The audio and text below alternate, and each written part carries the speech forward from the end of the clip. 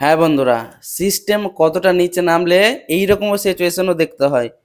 উড়িষ্যার এই ঘটনা, এক ভদ্রলোক তার বোনের টাকা ব্যাংক থেকে তুলতে গেছে। তার বোন মারা গেছে, তার বোনের টাকা ব্যাংকে তুলতে গেছে 19,300 টাকা।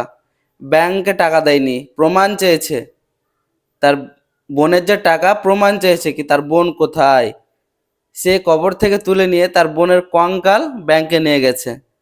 মানে বিষয়টা দেখে চোখ থেকে যে পানি বেরিয়ে যাচ্ছে। হ্যাঁ বন্ধুরা, এরকমই ঘটনা উড়িষ্যাতে ঘটেছে।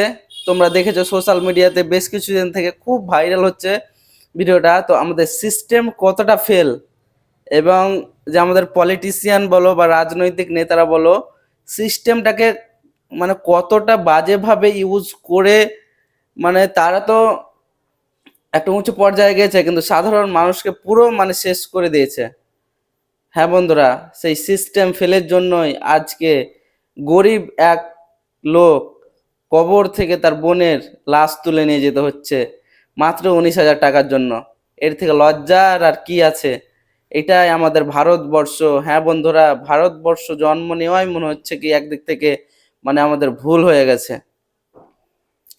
মাত্র 19,300 টাকার জন্য কি মর্মান্তিক ঘটনা ঘটলো এই উড়িষ্যার বুকে, এবং গোটা পৃথিবী দেখলো, এবং গোটা পৃথিবী এই ঘটনাকে নিন্দা করছে। কি কি এক অবস্থা এই ভারতবর্ষ, আমাদের সোনার ভারতবর্ষ। লজ্জা! অন্যান্য দেশের কাছে এটা লজ্জার থেকে আর কি হতে হতে পারে। আমাদের লজ্জা করা উচিত।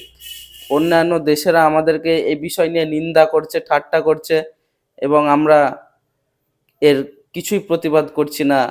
এই ঘটনা, এই ঘটনার এবং সেই ব্যাংকের আমরা কোনো ইনভেস্টিগেশন করছি না, এবং তার প্রতি আমরা কোনো অ্যাকশন নিচ্ছি না, এবং সিস্টেমকে আমরা ঠিক করতে পারছি না। আমরা পলিটিশিয়ানরা শুধু ক্ষমতাতে ক্ষমতাতে থাকতে চাইছি, সিস্টেমকে যে ঠিক করব এবং আমাদের গরিব মানুষকে যে দেখবে, সেইটা আর হবে না। তো বন্ধুরা, এরকম ঘটনা আর না ঘটুক কোনো জায়গাতে, এবং যে যার ন্যায্য দাবি পাক।